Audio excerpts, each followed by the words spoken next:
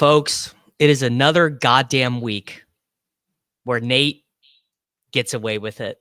I can't. When you guys see what Nate did, that he got, you guys are literally not going to believe what this guy did. It's the Gillcast. It's Short King Summer, dude. It just feels like no one in fantasy sports ever learns anything. Does he mistime it, or is Brock Bowers just a grown man? Brock Bowers is just a grown man. Dare I say, Rich, football might be back. In the words of Lane Johnson, this offense looks constipated. It's Short King Summer. All right, boys. I know it is. Look, it's a long day. We're all sweating. We're all sweating our best ball teams. No one cares. No one cares about cash. Oh, look who decided to show up. Let's see if this man can figure himself out. There we go. Everyone's here. We're all here, folks. When Nate told us what he was gonna do in cash games, I couldn't believe it. And Sammy, the fact that he lived to tell the tale of what he did today, I mean, I'm legitimately aggrieved, dude. I'm really angry. It's just business as usual. Like, he can't keep getting away with this. Yes, he can. Yes, he can. Every week. It's like the Trump tweet, only it's Nate. Like, oh, he'll never wriggle his way out of this one. Well, nevertheless. I mean, Nate just Nate, I don't know what it is. It's like the new dad run good, or you have sold your soul to the devil. Like, what happened? How do you do this? Sometimes, Sammy, you just gotta play the right plays. You just gotta jam in the right plays. You gotta get Brian Thomas when you need him. I had Brian. You gotta get the quarterback. You gotta play the quarterback. And I didn't play two tight ends when there was like three nut ass running backs out there. You gotta play the quarterback that has a 20-point higher ceiling than the entire field is gonna play. Guys, let's just get into it. So the team that Nate played in the 3-man is not the team that he played. Nate's fake team scored 146. Whirling Dervish, Sammy scored 144. I had 136.48. That was good for literally the minnest of min cashes. Let me show you guys this. $626.40 back with my cash team. I mean, that is just as many as a min cash gets. It's just absolutely so goddamn funny. And wait. So Nate's real team scored 142.44, right? Yeah. So Sammy, you took the win this week. Yet again, Whirling Dervish, nose ball. Let's go. So this was my team. I was gonna here. If you click on team, I had this team until like 20 minutes before lock when I texted you guys and was like, dude, I found the 2 tight end team. I'm trying to, I had it pulled up. I had your actual team pulled up. I have a billion tabs open. Here we go. This is the team Nate actually played in contests. Richardson, Gibbs, Connor, Brian Thomas Jr., Jacoby Myers, Malik Neighbors, Trey McBride, Bren Strange in the Patriots defense. This dude didn't play Chase Brown. He didn't play Chase Brown. This almost looks like a good team. It's so close. Like, it's got the good plays in it, but then he plays 2 tight ends and not Chase Brown. And you're like, oh, I see. You guys got to understand, when it comes to DFS, we're building lineups. We're not playing players. We're building lineups. Nate, and when you build the overall lineup, you played a fucking tight end instead of Chase Brown, dude. I can't. It wasn't just not only did he do that, but it was Trey McBride who went 3 for 20. Of course, not a touchdown because he's allergic to touchdowns, and yet Nate still won. You know why he won? He won because the New York Giants are the least. They're so incompetent. They couldn't even let Michael Penix Jr. get points. They're so incompetent that the Atlanta Falcons generated 34 points. I genuinely texted you guys and said, you're all about to play a quarterback that has no ceiling. Anthony Richardson has a 20+ point higher ceiling than this guy the entire field was going to play him. And I said, literally, Rich had another touchdown. He had a rushing touchdown that was taken away. This 21 is like this isn't even run good. That's the thing. This team didn't run good, Davis. When you look at Anthony Richardson and realize that he actually had 28, when you look at Trey McBride and realize this is the lowest volume Trey McBride has seen in 8 weeks, when you look at Strange and realize, like, I didn't run good. You guys all played bad. I played all well. I mean, look, we have a lot to get into. Hey, why don't you just check the scoreboard? I'll tell you something I did that is unbelievably inexcusable. Not as bad as what you did, Nate, but it's pretty goddamn bad. Playing Jacoby Myers over Brian Thomas Jr. is like, shoot me in the face, send me to jail, revoke any of my best ball teams that advanced. Like, I should be punished. I should not have been able to say, "Oh, dude, I got some money back. Like, it's fine." No. Well, to be fair, Davis, it was like a $500 difference, right? It wasn't a 1v1. It would have been Bears. It would have been what Nate did. Patriots or Bears defense, which, to be like, the difference between the Giants defense and the Bears defense, no fucking difference at all. I don't know what you're talking about, bro. The Giants were 2,400. There's no $1,900 defense. Where do you get the $500? This lineup had $200 remaining. Oh, you're an idiot. This lineup. Yeah, I didn't realize it was that close, Davis. You're so stupid, Davis. What have you done? I thought it was like I thought you would have had to move off your whole construction to get there. If it was really that close, you should feel like an idiot. Oh yeah, I'm pretty sure that's right. Yeah, let's check it. Let's check it in the solver right now. It's possible I'm misremembering this, but we're gonna get to the bottom of this, because maybe I saved myself. Maybe by the way, just look at this projection for Chase Brown that you faded while we're here. Just look at that. Yeah, Chase Brown should have just buried Nate in a mountain of dead. Just a mountain of dead. Yeah, correct. What was it? Unbelievable. Dude, you're like Neo dodging bullets. Like, how is this possible? Keenan and no. So I would have had to have played Juwan Jennings instead of Malik Neighbors, which is like whatever. No, that would have been way worse. That would have been bad. Yeah. So that, Davis, this is what I'm saying. Like, it's not as about bad. BTJ over Jacoby. You would have had to do 2 things to get there, or 3 things. You would have had to get off. All right. Well, then in the end, I actually played good. Then in the end, if that wasn't a one, I actually played good. I would run this lineup back. If the Falcons don't get 2 pick sixes. By the way, I was facing the Falcons in my home league semifinal of my league that I've been in with my friends since I was 15, and I've never won. And they're all just fucking taunting me mercilessly all day in the group chat. Guess what? Devin A-Chain 50-yard touchdown at the end to spike it in their faces. Let's go. A-Chain's the man you need. We all knew it. I will say this, though, like in my home league championship, which unfortunately I'm not a part of, we played with IDPs, and one of the guys in the finals had the safety for Atlanta that returned a touchdown early on. Well, Jesse Bates, the third. So let's start here.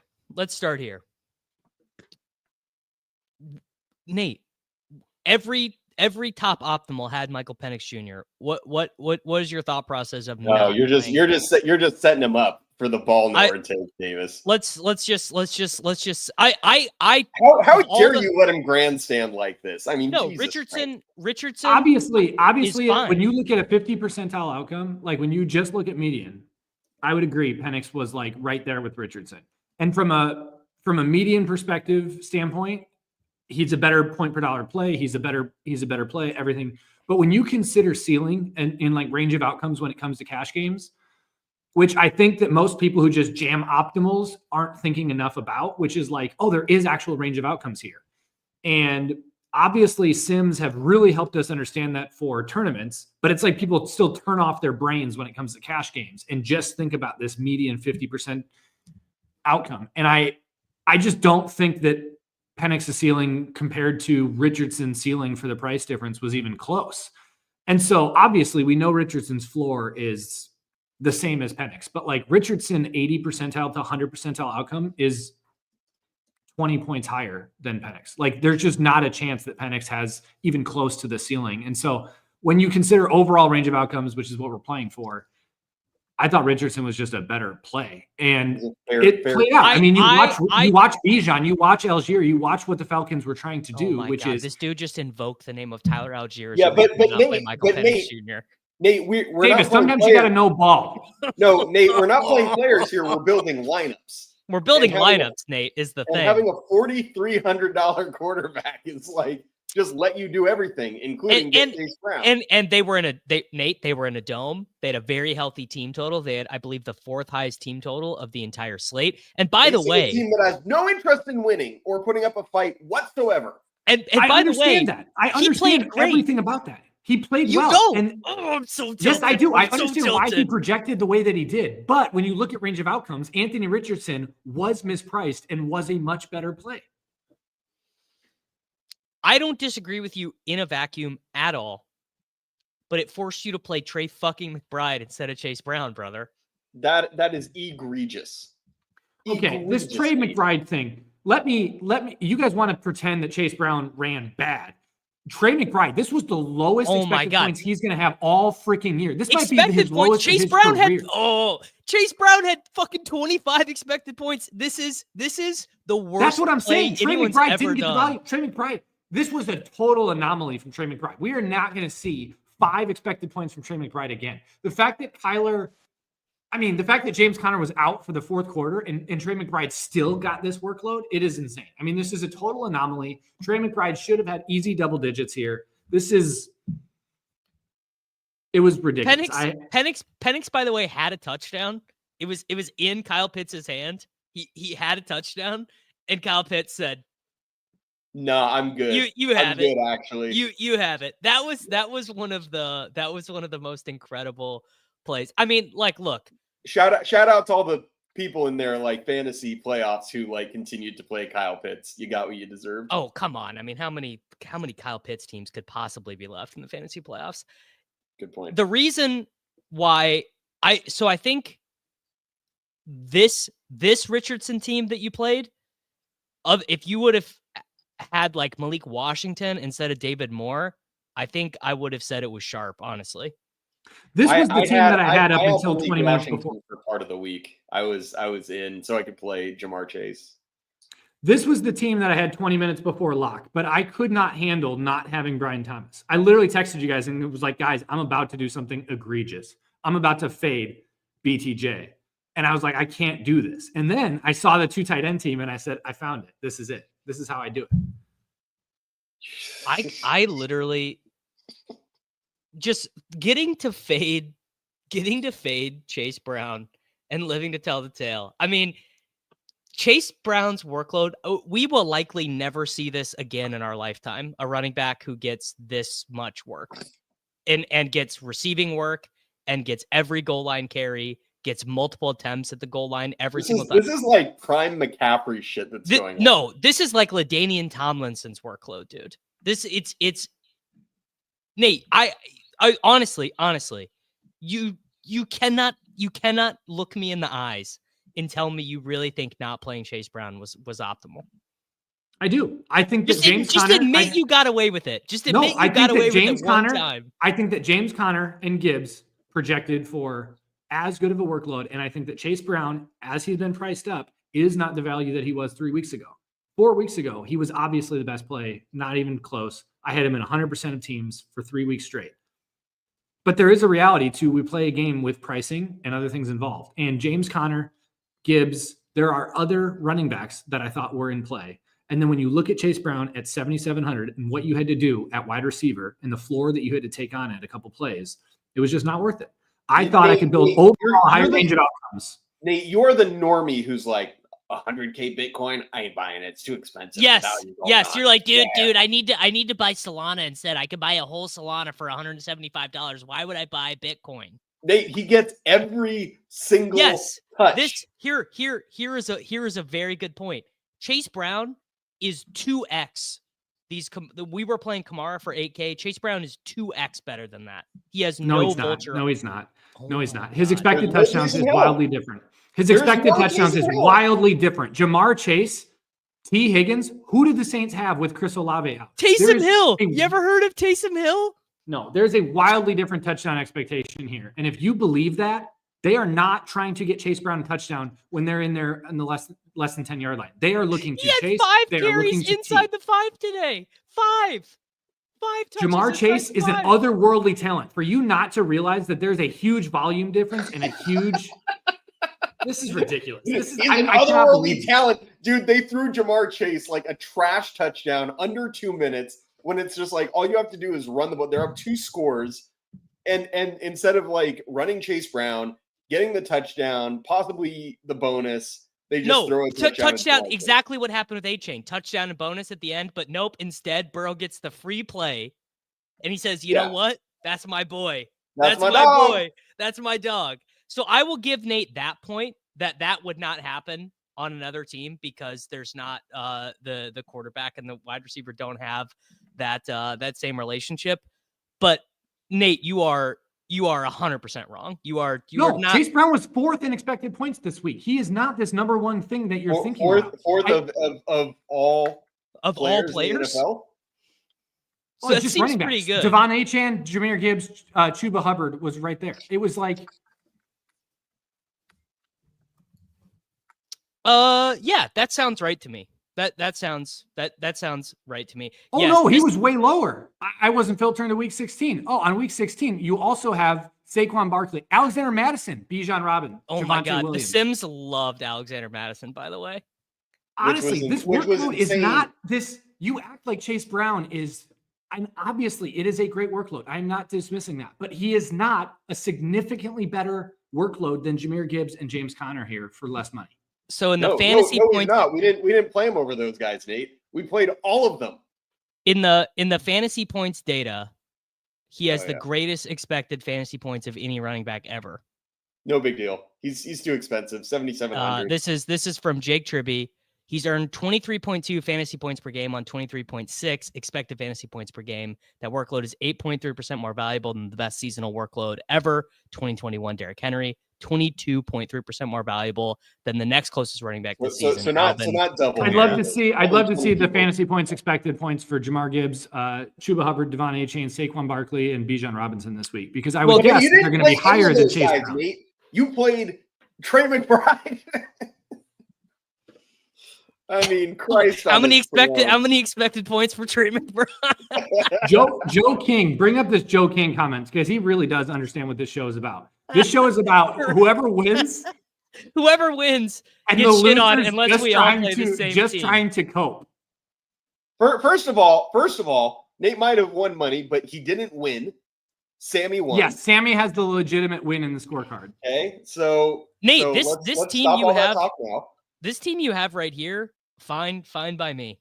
Fine by me. Yeah, but 20 minutes before lock, I got sharp and I pivoted to a 3v3 that was much better. Didn't have Brian Thomas Jr., Davis, and as you know, we're playing players, not lineups. Or is it the other way around? Yes, that was a good bit. Kyler throwing a 1-yard touchdown pass to fullback DJ Dallas was a pretty good bit. All right, let's get into. Well, I do want to talk about Penix for a second. Seriously, I think a lot of people are learning the wrong lesson. Michael Penix Jr. could have gotten 20 here insanely easily. Like, I think Nate was right. A fine play, but yeah. I just think I do think ceiling and medians are different, and we aren't thinking when you just look at an optimizer, you're not looking at ceiling. And I don't think people really were accounting for how much higher Richardson's ceiling was. Yeah, the thing is that all is accounted for in a projection, and Richardson has the 7-point games in his range of outcomes. So, like, when you look at an optimizer, you're just looking at a median outcome. You're but a median is going to. I would rather take the upside at my flex spot than I would at quarterback, especially with cheap quarterbacks. So that's fair. Now you guys need to explain to the jury how you did not play $5,300 Keenan Allen. Yeah, I tried. That's the only reason I was able to scrape anything back with Penix and the Giants defense was Keenan Allen. I really tried, man. I wanted it. I really wanted it, and I just couldn't get there. Yeah, because you played a fucking funky team. You must have had. Well, I guess actually not that funky. You actually looked at my lineup and you said, I'm not playing Jacoby Myers. I'm sharp and I'm not playing Jacoby Myers. There's no world where I'm playing Jacoby Myers. But instead of sacrificing Neighbors, you sacrificed Keenan and played Josh Downs. That's right. That was the one off the wall play that my lineup had was Josh Downs. It was just like he didn't project all that well. Anthony Richardson completes like 14 passes a game. It is thin as fuck, and I knew it was. And if I had the extra $400 to get up to Keenan Allen, buddy, I would have done it in a heartbeat. Yeah, I considered DJ Moore. I considered Juwan Jennings. Zachary's asking about Juwan Jennings and DJ Moore. I didn't want to play Keenan and DJ Moore together. I thought that without Caleb, that just felt, I don't know. It's a lot of Caleb ain't putting it up enough to feed everybody. Yeah, someone. I mean, I think they all would have been. They all would have been fine. I mean, DJ Moore definitely outscored Jacoby Myers, so my team would have been better, obviously, with DJ Moore in there. But I played, for the audio listeners, I played Michael Penix Jr., Chase Brown, Jahmyr Gibbs, Jacoby Myers, Malik Neighbors, Keenan Allen, Brenton Strange, James Conner, and the Giants. I thought the locks were Chase Brown, Jahmyr Gibbs, Keenan Allen, Strange, and Conner. Then I had to decide between Richardson and Penix. I do think Richardson good play. Like yes, I'm actually not I'm not criticizing the Richardson stuff, but if you did play Richardson and with the guys who I thought were locks, that meant I would have been playing a Jalen Coker, a Malik Washington, like one of these like stone guys who have zero in their range of outcomes.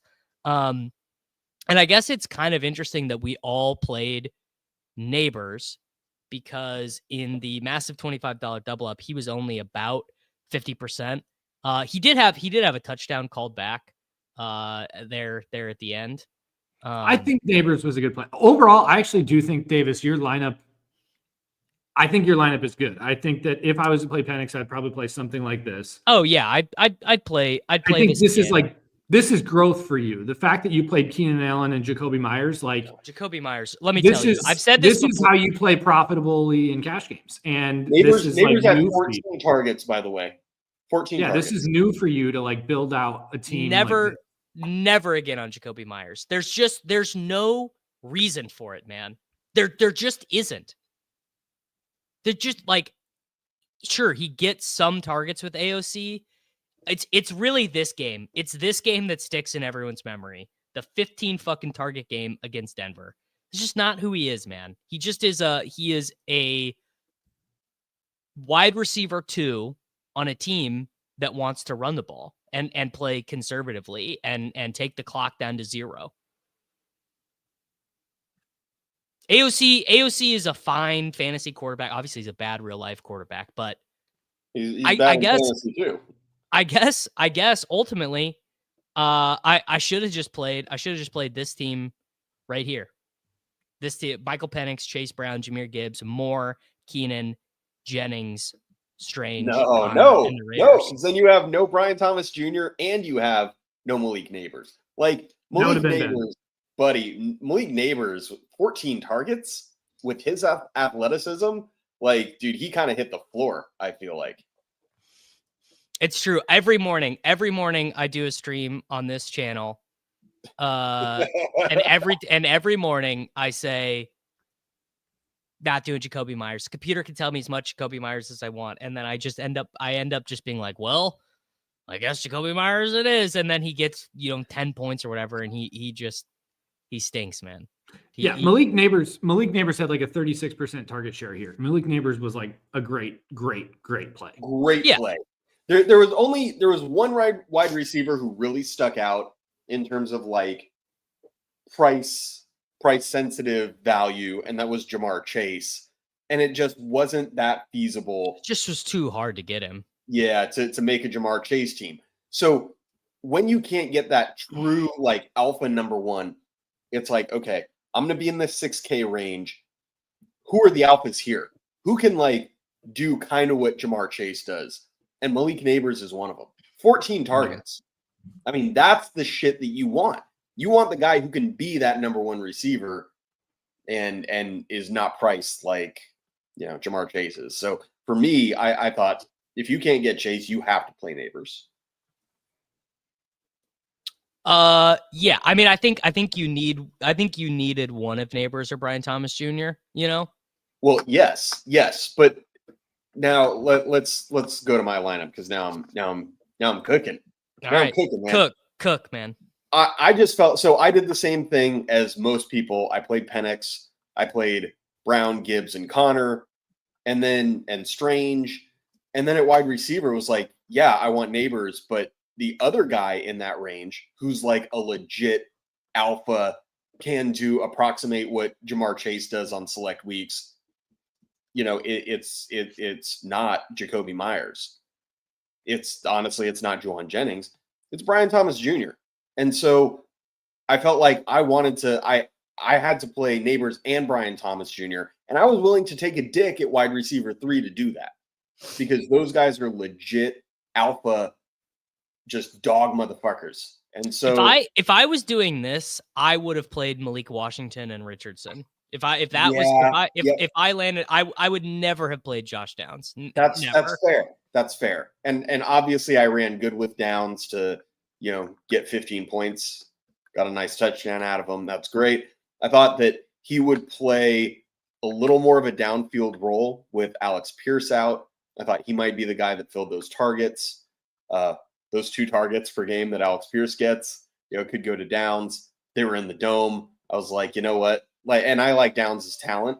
So I kind of thought that, this is a ball knowing take. And I kind of lucked out. It wasn't a great play, but means to an end, right? We're not playing players. We're building teams. And I really wanted Thomas and Neighbors. I thought that got me 2 legitimate high ceiling number 1 receivers. And I went for it. Yeah. In general, I'd like to play people showing up with a guy whose target expectation is like 3.7 targets at 4,900. Like in general, like I think this is probably a minus EV team, like just in the aggregate. But if you look at this lineup, what actually happened is you just got your Michael Penix Jr. points in the down slot. You know what I'm saying? Like you just what was Downs projected? Well, that works out better for me because everybody owned Penix and nobody owned I was going to say, well, then if that's true, then yeah, you get leverage on everybody. Yeah, I'll take that. Well, Downs just had a pretty shitty projection, but the crazier thing about this lineup is Downs without Richardson. That's what I'm saying. You played Downs without Richardson. Downs without Richardson. That's crazy. Yeah, guys, I don't want to go all in on the Colts passing game. Let me just say that's not the point of it all. Because with A-Rich, at least he has an out of rushing for 70 yards and scoring a touchdown in a running game. And then you played his receiver. If Downs gets there, Richardson has to be getting there. There's no way it gets there. Fellas, I can't get A-Rich with this lineup. That's if I play A-Rich, I have to come off of Downs for Malik Washington. Look, I don't think this is as bad of a mistake as not playing Chase Brown, but I think it's probably a mistake. I think you gave up this is giving up 3 or 4 points off of optimal. No, probably not. Probably 2.5 points off of the optimal lineup. Yeah, I disagree. This is just knowing ball. Josh Downs, good player in the dome. Taking Alex Pierce's in the dome. Shot. So one guy that we didn't play that a lot of people played was Coker. Yeah. So Cardi's optimal had the blitz optimal was this lineup with Coker and a different defense, I believe. Well, that's just rubbish and poppycock. I mean, Coker. I think the blitz team was they paid up at defense. They went Bengals and Coker over Downs and Giants. I can pull it up. The Penix, I really like the Bengals D, but it was double tight end. Sure. It's Penix, Connor, Chase Brown. Obviously, Chase. This Brown. can't be the team. There's no way they didn't have Gibbs. There's no way there's an optimal lineup that did not have Gibbs. Yeah, there's no way. And what a low key dunk for Adam Thielen and David Moore to both catch touchdowns. And Coker went here. I'll just lock Gibbs. Yeah, no, it's Penix, Gibbs, Connor, Brian Thomas Jr., Neighbors, Jacoby. That looks like a Nate team. Yeah, probably. Yeah, well, you and Cardi are basically like. I was gonna say you and Cardi are real lockstep. That's probably a winning team right there. Of your DNA. Oh mate. well, yeah. This has Bowers, an actual good tight end instead of. Yeah, that's what I should have done. You want to know? Tilt is watching Trey McBride do what Trey McBride did, and then watch Brock Bowers steal every friggin' target from Jacoby Myers and score freaking 20. Nah, you know what? You're not allowed to tilt when you got away fading Chase Brown. There's no tilt. The right thing to do is to play the two tight ends. I just played the wrong tight end. You just played the wrong one. All right. Do we have anything else? Well, I mean, I guess we might have all, the three of us at least, might have been tilting a little bit, not having played Strange last week when what idiot did we play instead of Strange? Stone Smart. Fucking Stone Smart. So I think, and because I assume you guys played Strange a lot as well in tournaments. And I think a good part of that was us tilting so hard having Stone Smart last week, and then just knowing that this was firm in the range for Brenton Strange. Yeah, chasing the min price tight end points. It has a 0% historic success rate. Yeah. Not that I mean, he projected well. It's all fine. For sure. I don't know. DraftKings cash games are just. Oh, he was giga mega owned. Like 70 plus. Yeah. Oh, sorry. This is Nate's team.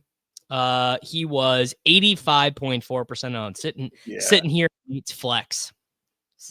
How many of those teams had him in the flex? How many of them had him in flex? Oh, that is so funny. Okay, let's see. We're gonna do tournament teams. You guys want me to run a good team or a hilariously bad team? You know what the people want, Bubba. Okay, let's see. What is my funniest bad team? A lot of my bad teams were just like normal bad, like not even funny bad. There's got to be a funny bad one. Here's one that I actually think is sharp, that the field was weak on, but just didn't get there, which was Patrick Taylor Jr. I mean, he was actually just straight up the starting running back for the 49ers. It didn't matter in this game at all.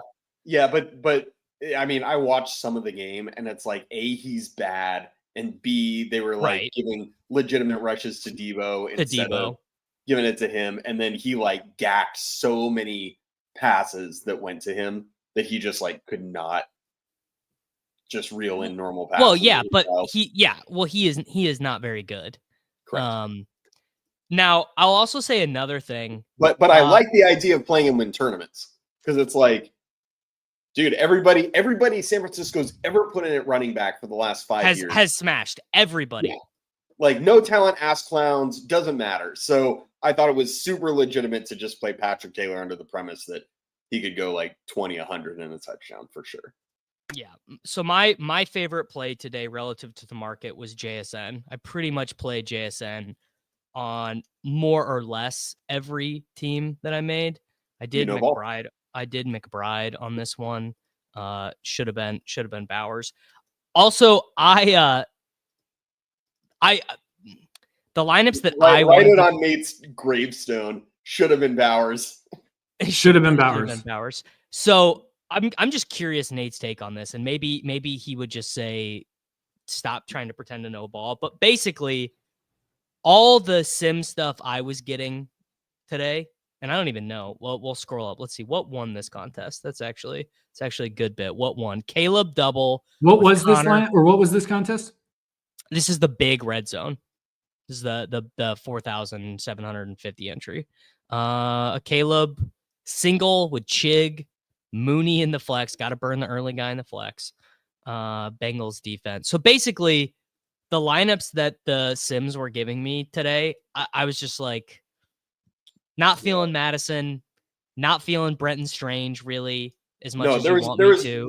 Madison was unacceptable. Yeah, because if you knew ball, you like played Amir Abdullah. But basically, I'm expecting my stuff. Yeah, this is kind of what my stuff looked like all morning, Nate. It was like 20% sim ROI, 30%. It was none of the like the 202 sim ROI teams. I was like, bro, I'm not playing that. I'm not playing. Like there would always be like 2 plays that I'd be like, I'm just not doing it. See, I like this lineup because obviously you went out of your way to not play Connor and you played Patrick Taylor Jr.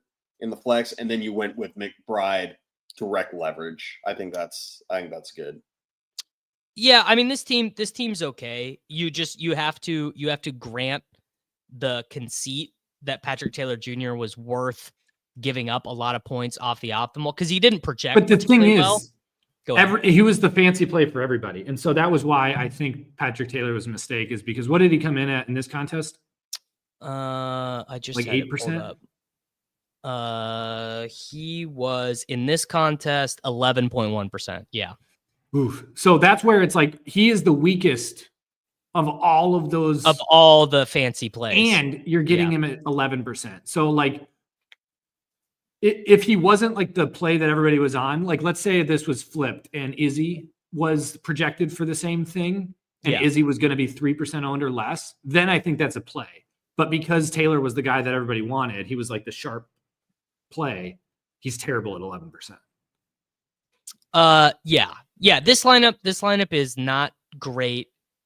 It's a Caleb single, and because I knew Caleb was going to be so chalk, you probably want a Caleb double. Malik Washington as the punt du jour was very, very chalky. But if you tell me that Chase Brown in these contests is 11% owned, I mean, I'm just going to run that back. He's 11%? No, everyone thought like Nate today. Every single person in the contest felt like Nate today. Fuck me running. We did not get rich. Chase Brown was the best play in tournaments by far. There's no doubt in my like Chase Brown in any post-lock sim you do, Chase Brown will be by far the best play. At 11-12% in contests, he should have been 23 to 25% minimum. So as much as I was saying in cash games, like why I didn't play him in tournaments at 11%, like that is insane. That is insane. I'm curious your guys' thoughts on this too. I played Jahmyr Gibbs and Chase Brown in every lineup I made. Every single one. I just said, sure. Those 2 guys aren't optimal. That's fine, but it's a contest where you have to figure out 8 lineup spots, and I feel very confident in 2 of them. And I think I played a Bears wide receiver in every team as well. Yeah, I don't know. I mean, at 68% Gibbs, 100% probably isn't great. 68% is a lot in a tournament. Yes. That's a lot. Like Chase Brown 100% at 11%, totally fine. Chase Brown 100% at 11% is like the best play on the slate, whatever. Jahmyr Gibbs at 68%. I should have swapped this to Debo. Tim, that's a very good comment. I should have just swapped that to Debo. You're right. And I played some Purdy doubles. Basically, you just needed to nut out the Caleb double today with Jonathan Taylor. I didn't really consider Jonathan Taylor on DraftKings for even a second. So shout out to me for not considering that. I did have this is very funny. My best team today was a Barkley team. My best team was a Caleb double with Gibbs, Chase Brown, and Barkley. Yeah, Leone was big. You guys weren't in on the JT reverse drop touchdown narrative? No, I sure wasn't. Should have been. All right, Sammy, give me something to feed the computer. All right, this is both a hilariously bad team and also my like biggest team in the big spy. I don't know. It's coming up in the solver. It's not coming up in the solver. Yeah. Yeah, it was weird last night. Put it in the red zone with like 4,000 people. All right. Because well, let's see. This contest is so this one was single entry, 2,700 people. So 3,239 should be fair. Because Brian Hooper was making this point to me this morning that simming smaller fields is actually harder. You would think it would be easier, but yeah, because way harder. Yes, because mistakes are massive. Mistakes are massive in a huge field.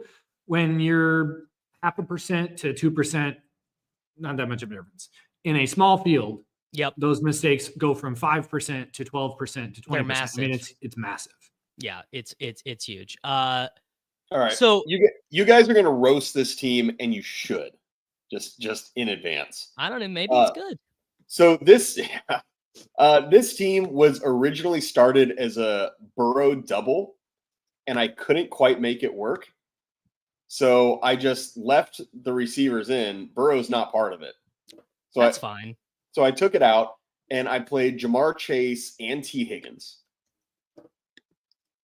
I think that's fine. And then my stack was Penix to Mooney. Yeah, I think that is like Sammy. I think that is sharp. The quarterback score is the least important part of the stack. Yeah, but you're not gonna like what happens after this. So I'm with you. I'm with you through 4 players. Now let's hear the next 5. Fantastic. Strange at tight end, because how could you not? How could you not? Strange. Yeah. Yeah. Titans defense. Okay. I like the Titans defense, honestly. Obviously Jahmyr Gibbs. Had to be Gibbs. Yep. And then for my final 2 running backs, I played Tyrone Tracy and Jerome Ford. I really hate Ford, but on a slate where you had so many amazing that is options doing that's pretty terrible. I was honestly with you until Ford, and I assume you just did Ford for the bring back. Yeah, I knew the solver was gonna like it though, because it likes the uniqueness of the 2 Bengals and then the Penix without Mooney or Penix without London. Yeah, so I ran this one. I hand built the lineup and then legit ran it through the solver, and I was like, oh shit, I'm not changing anything. I'm putting it in the SPY. Yeah. And we did not cash. Yeah, More $60 for me. Ford, I think is super mega dog shit. But other than that, I really it's fine. Yeah, I love the Tracy. The Tracy move is good. Yeah, 2.1% on Tracy. I love that because nobody was on him, and if he hits, that's how you get the separation from the Penix Mooney stack that you knew was going to be higher owned, and that's huge separation at a running back position like that is sharp. Yeah, but no Bengals D, no money. Jonathan Taylor, Saquon, these guys dunked, and even Tyrone Tracy, who Davis, I don't know if you know, he used to be a wide receiver, made a sick toe tap touchdown. It was a very nice play. Yeah. And Jerome Ford just did Jerome Ford things where he broke off a 66-yarder on his first play, still managed to not get the bonus. Incredible. Correct. All right, Nate. He did good. Jerome Ford scored 24 points. Nate, do you want to do your good team in the power sweep? Yeah. All right. This was the 450K power sweep. It's funny. My best team in the power sweep simmed out as my worst team in the power sweep in post lock sims, which is always great, but real dollars do matter. So we've got a Caleb double with Moore and Keenan. So Nate, talk to me a little bit about this. I basically, and this is very smooth brain, but just when I know something is fragile as a Caleb Williams double stack in a game that I know they're going to get pumped. I know the Bears are losing this game by 1 billion. I obviously played some of the Caleb doubles, but I'm always just a little bit hesitant in that spot because I'm like, dude, the downside here is so massive. And, 300 of my closest friends are also doing this with me in these tournaments. Yeah. Yeah, I get it. seeing the ownership percentage on this, I didn't feel great. Strange. Dude, this team fucks, Nate. Yeah, it's a very good team. Jonathan Taylor at 5%. Like, yeah, the Sims, Leone's the solver is gonna love this. It's gonna be like 87% Sim ROI. Oh, that's not as much as it sounds because I guess because the Gibbs Caleb combos are so owned. Yeah, and the ownership the ownership is fairly high. Like, there's not really a lot of low owned guys here besides Jason. Well, I mean, Taylor I knew was going to be lower owned than what was projected. People were not going to go back to Taylor. Sure. So I felt really good about the Taylor Colts combo, and I thought that it was nice leverage off of a potential steam from Richardson.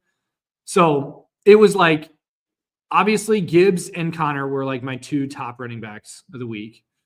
I loved Keenan. I thought Caleb DJ was like a great way to play the Gibbs thing. And then the rest of it just projected really well. And so I thought, but ownership did not go with me on it. I mean, Caleb Williams came in at like 20% owned. He was not but legit, if you do this stack, the Caleb, DJ, Keenan with Gibbs on the other side, you have to get weird somewhere. And Jonathan Taylor with the Colts defense was a really, really shrewd way to do that. IMO. Yeah, so I felt good about this team. The funny, not funny DK Metcalf. I mean, yeah. The sweat with this team was this team was in third place going into the afternoon slate, but I was tied for third with another guy who had the exact same team as me. So I sat there and I was debating and I was doing 2v2s off of it to try to figure out, like, do I think this guy's got DK and Strange? And I thought he would. And so I was trying to toy with getting off of DK and Strange. And I just couldn't find a team that I thought was going to be even close. The best team I was going to swap to was going to be an Austin Hooper, Juwan Jennings. But there was just no good swaps off of it. It was just, it left me in this spot where I was giving up like 8 to 10 points of projection. And it was just like, I'm not 100% confident that this guy's going to have DK and Strange. Well, and if you Sharpie's doing the same thing, it's just, and it was like you run the risk of like, dilemma. How pissed off would I be if I gave up that 10 points and then he flops Debo? I would lose my mind. And so I stuck, and I don't know if that was the right call or not. Obviously, I ended up duped, which would have really hurt if I finished first, but I didn't. But it was like I sat there for probably 20 minutes in my brain just debating. I was looking at all the combos, and I ended up sticking, which was probably a mistake, but I'm not sure. I mean, the dupe equity is just so big. I don't know. I had 0% Metcalf, and like I think 7 of my teams had JSN on it. Like I just was insanely convinced it was a JSN spot. Week. Yeah. I think a lot of people's math would say that you should have just swapped to like Dawson Knox from Strange. He was $100 less or something. Like you should DK and given up the points just because they're low price tight end points. Like, well, they're low price tight end points. So it's a Woozy, it's a Fugazi, like whatever. But also so much of the expected value in these tournaments comes from finishing first.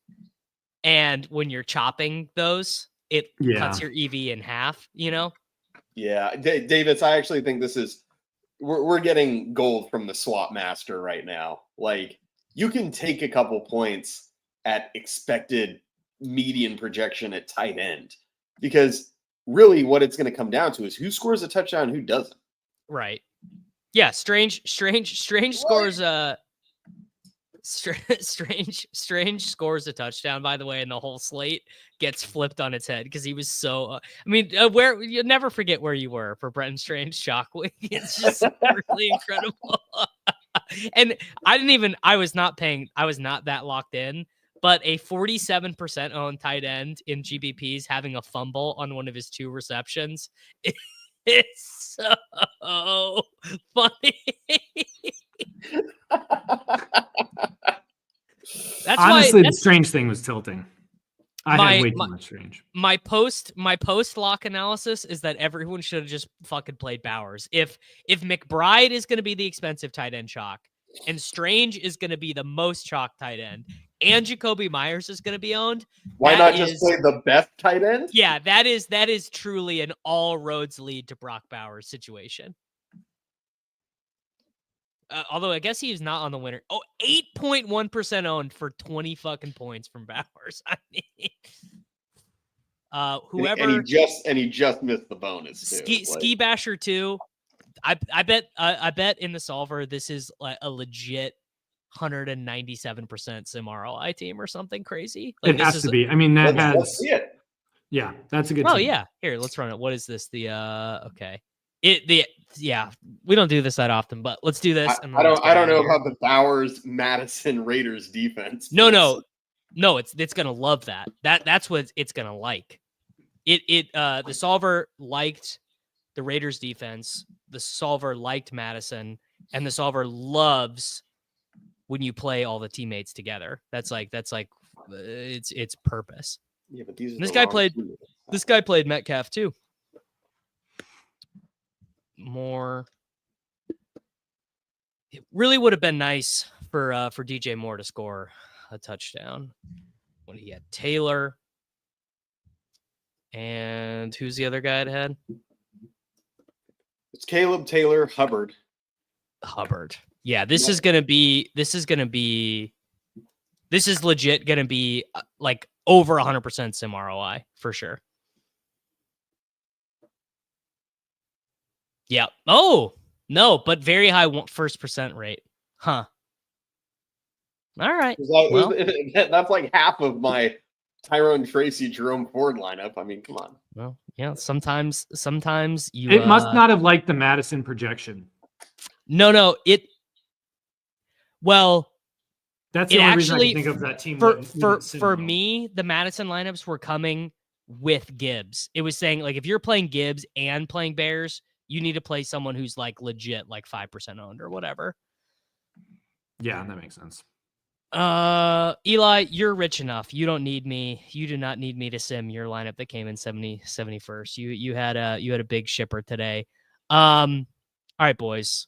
It was a long show. It was a tilting show. I hope some of you guys got some teams through.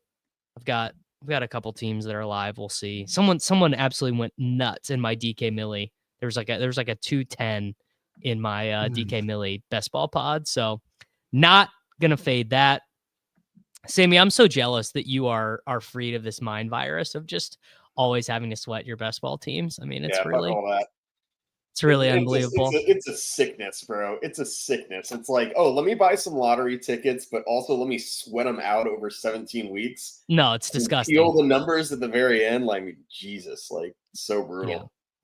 All right, everyone. Thank you very much for listening. We will, of course, be back for next week. And then some of you guys are probably new to the show, and you guys don't even know about Week 18. You don't even know how great Week 18 is going to be. So I hope that you guys are all here for Week 18, cash game week. See you then. It's Short King Summer, dude. It just feels like no one in fantasy sports ever learns anything. Does he mistime it, or is Brock Bowers just a grown man? Brock Bowers is just a grown man. Dare I say, Rich, football might be back. In the words of Lane Johnson, this offense looks constipated.